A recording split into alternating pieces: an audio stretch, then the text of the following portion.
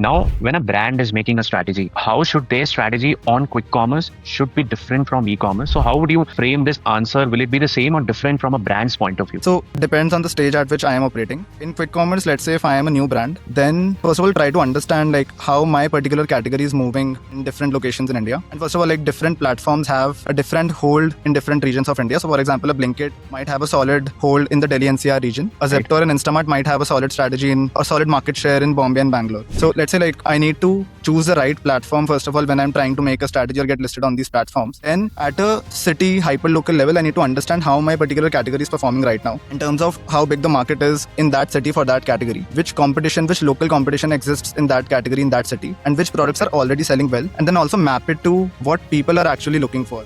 What is the user intent? Maybe are there any micro categories wherein a user is trying to look for something but not getting the right product for that? And then all of this needs to be stitched together in order for me to select the right product and select the right location, right platform for me to get listed. My next part, which I want to cover, which is again from brand's point of view, I think you would be getting this question regularly. So now when they are deciding on the channels, because you also know it's very complex to start on all the quick commerce together, unless and until you are a marquee brand. You have a great team, you have huge inventory. Even if your capital gets blocked, then there wouldn't be, I think, some bad circumstances. So my point is, out of Blinkit, Zepto, Instamart, or any other quick commerce that I missed, which channel to start first? Is there a right criteria to decide this? So I would say from a brand POV, there are multiple factors at play here, and there is no right and wrong answer for this. But I'll just lay down all the factors from which a brand can consider. So I would say, like as I mentioned, if I have as a brand any priority on which location I want to start with, maybe I have personally a strong presence in Bombay. So in that case, Bombay is a natural market wherein I want to start with in the quick commerce, because quick commerce is a demand fulfillment channel, right? So if my customers are already looking for my products in Bombay, then Bombay is the right market. And then I will try to look at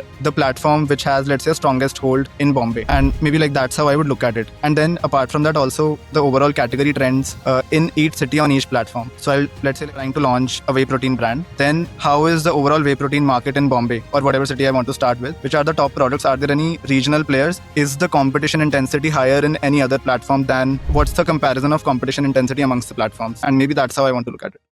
So now when you're saying that I already know that my market is decent in Mumbai or even Bombay, uh, how do brands get to know that? Do you mean that when they're selling on Amazon, they're they're checking the backend data as for geography, even on Flipkart? So what is the set procedure or a framework if someone has to decide on it? You mentioned on competition intensity, you Yeah. mentioned on trends.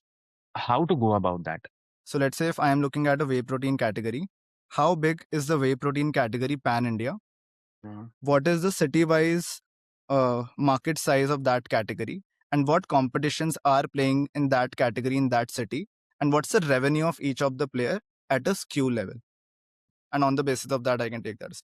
Got it. So my next part is as in continuing to this, I think when you mention deciding on the right platform and then the right product, usually what I've seen that the selection of SKUs becomes much more important when you launch and go live on quick commerce, because not necessarily the your best sellers on Amazon might be best sellers on quick commerce as well.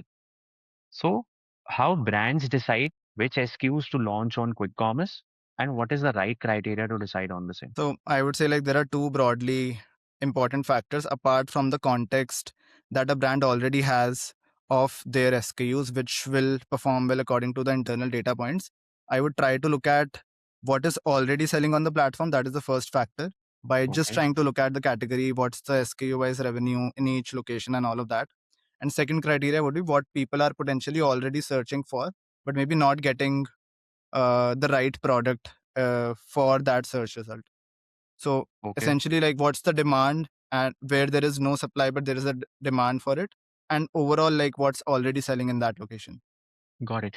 Very important point. I think today in 2026, if we see from the last 6 months, we have seen the inflow of a lot of categories on quick commerce. It started from grocery, and right now the selection is too much multiple or uh, maybe close to, I would say, even infinite as well. Usme koi, even fashion has also entered. Fashion again has their own set of challenges and all. So my point is, I also agree that quick commerce is not for all the categories, because what I've seen, and I'll give you one example. I had one brand which was into lunch boxes selling at a price of 2000 rupees. So they onboarded, but their movement of inventory was not much faster, due to which their capital blockage started getting piled up. And they were like कि नहीं यार, इससे better तो मेरे लिए Amazon ही है, Amazon है, फ्लिपकार्ट है, और even my own website is well. So my question is, which brand should avoid quick commerce today in 2026? Good question. So, to be very honest, I don't think there is any right answer for this. We Okay. have, if you look at the historical movement of different categories on quick commerce over the last 2 3 years, we have always been surprised wherein people were initially dismissing quick commerce as just a platform which will support F&B and grocery categories. And now we are seeing luggage categories, we are seeing Mm, sexual wellness categories like booming up. Whey protein category is around 80 CR category on quick commerce right now. So we are seeing these categories booming up wherein you would not fundamentally expect maybe 2 years back that these categories would correct. be operating at a scale at which they are operating at right now.